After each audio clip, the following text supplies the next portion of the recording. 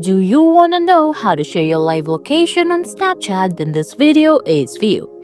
Hey guys, welcome back to our channel TechUp. On today's video, I'm going to show you how to do it in very few steps. Well, first of all, go ahead and open Snapchat on your phone. Once you do that, log into your Snapchat account and swipe left on your screen. Now, look for the person that you want to share your live location to, then open their chat.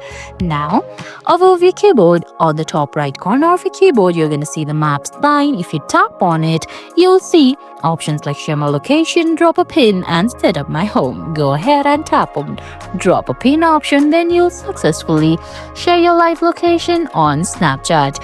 You can do it with group chat or singular chat. Well, that's on you. And guys, that's it. I hope you found this video helpful. If you did, please give it a thumbs up, leave a comment, subscribe to our channel, and hit that bell icon.